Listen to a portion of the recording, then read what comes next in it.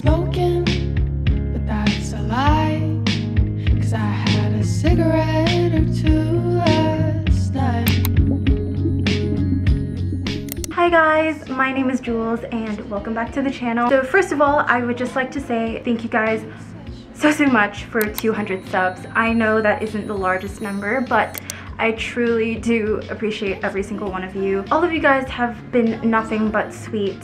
I've had the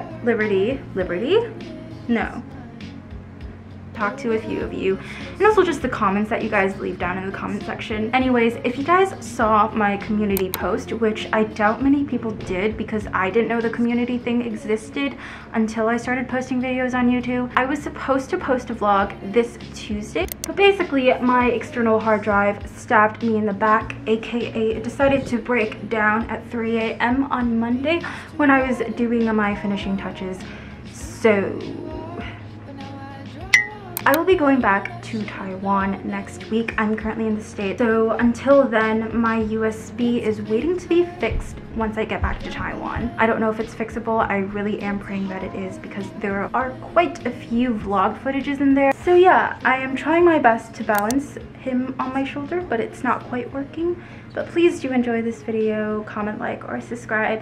And again, thank you guys so much for 200 subs. Starting off with my first spatial dynamics project, our professor assigned us to make a toolkit consisting of 6 tools out of only paper and cloth, which is probably my worst nightmare because your girl can draw and paint but is really bad at handicrafts. I decided to make a toolkit for people who don't talk much. It could be for whatever reason, shyness, introversion, anxiety, or just a personal choice to keep quiet. The first tool is this dazzling fish. She's a blood red parrot cichlid, a species of fish I grew up with until one day the electricity went out and they all died after 8 lovely years. It was devastating. I cried my eyes out. But anyways, cichlids are naturally shy fish. Owners often report them hiding in little caves, and they also tend to be extremely sensitive to new environments and timid when meeting new fish. I made her out of a few different types of fabric I bought at Joann's, and our pectoral fins are dried flower petals. And she also has a stomach that's made of this velvety soft material. The second tool is her food, which also has the very nice velvety material inside. It looks a bit like salmon skin when paired with the blue. Inside we have 4 different types of food. Basic fish food flakes, but I like to think of them as stars, bloodworms, brine shrimp, and diatoms found in water. I gave one of each to my classmates and had them write a word or a phrase that they find comforting during times of anxiousness. Flow. Suck it up. Deep breath. It'll be okay tomorrow. Ow. Wow. It's okay. It won't matter in a week. I'm not the mind. Slay. Ideally, you would put the food in her stomach. Yes, you can put it in her stomach, which isn't quite natural, but put it in her stomach and then carry her around, and if you're feeling anxious, you can open the belly and look at the words that your friends wrote you. The third tool is for us, the people taking care of her. I had tiny origami paper stars that would unravel with written quotes relating to being quiet, but I give them out to my classmates, so there's no more food for us. The fourth tool is this string of algae that acted as the handle for the fish tank, but it can also be used as a headband, bracelet, choker, or whatever you would like it to be. The original idea was that it could be used for fidgeting purposes because, you know, when your girl gets anxious, she fidgets around. The fifth tool is my personal favorite. Since we learned how to bookbind in our design studio, I binded this tiny book. It's an instruction manual for basically extroverts on how to take care of their fellow introverted friends, aka a care book for the fish. Hi, I'm a blood red parrot cichlid, not to be confused with other parrot cichlids.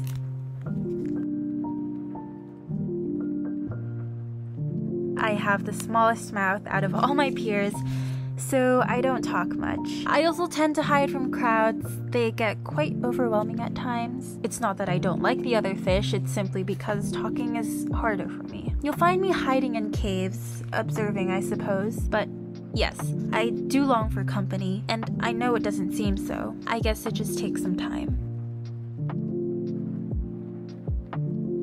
The last tool is this odd hanging thing that you would ideally tie to your hand and be able to glimpse at notes of what you were going to say but forgot to say because you got anxious. It has a refill pouch, and the backside is the night sky for our fellow dazzling fish. So basically the entire idea was that, it gets a bit lonely when you feel like you're the only one in the room that isn't talking and that you're the only one who can't bond as quickly with everyone else. And sometimes it's easy to ask if there's something wrong with you.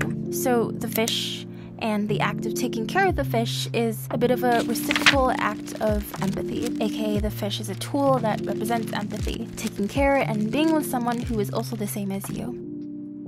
This was my midterm project for my design studio class. We were assigned to create a notation system, so basically a way for note-taking something. I decided to create a notation system to classify, though not quite accurately, a person's mental state, specifically mental distress, using marine animals and phenomena as metaphors for certain mental states. So basically, through a system that shouldn't be this complicated, but I made it too complicated, each person being notated would receive an illustration made up of symbols representing specific mental states that reflected theirs, while each symbol was an abstraction of the marine animal or phenomenon its metaphorical meaning was based on.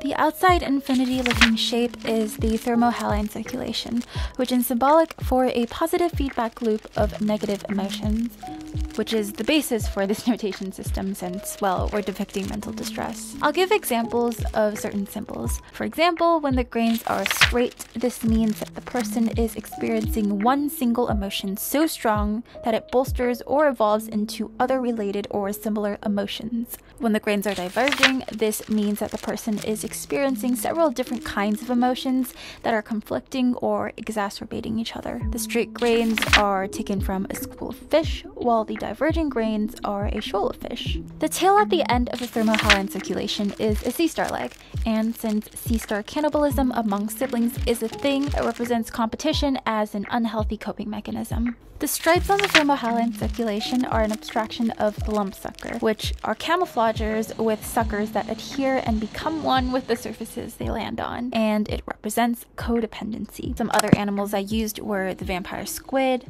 rays, man of war, comb-toothed blennies, the immortal jellyfish, and the flounderfish. The next thing I'd like to show you is my sketchbook.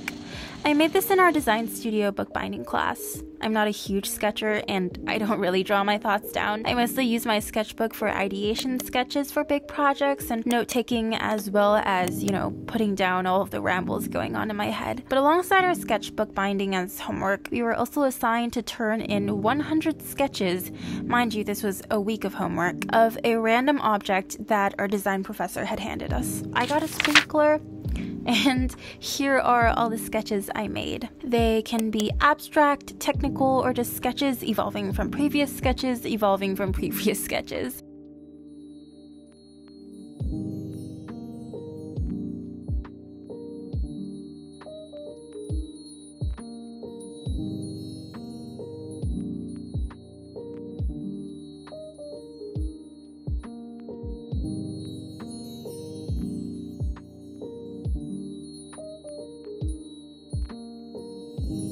And here are some other sketchbook pages that I've filled throughout the semester.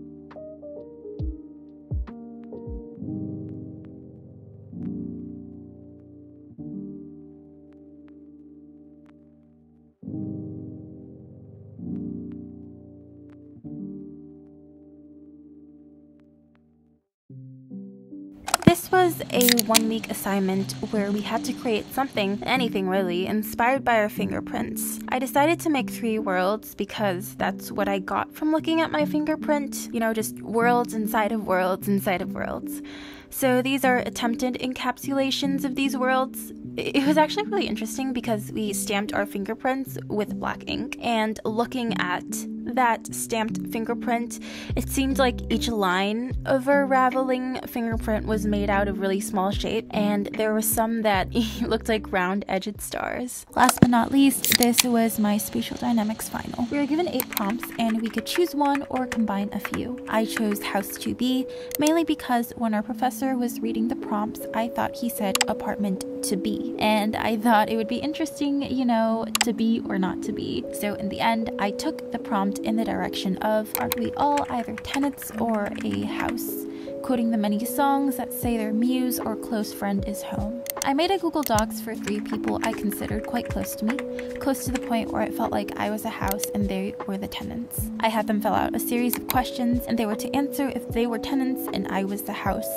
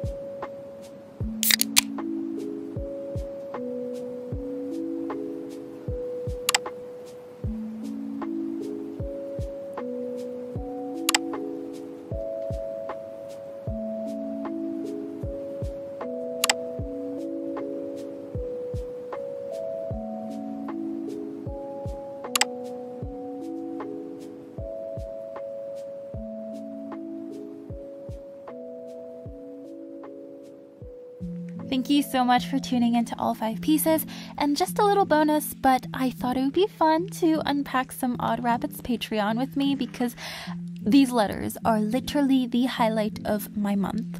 So here are some letters from April and May.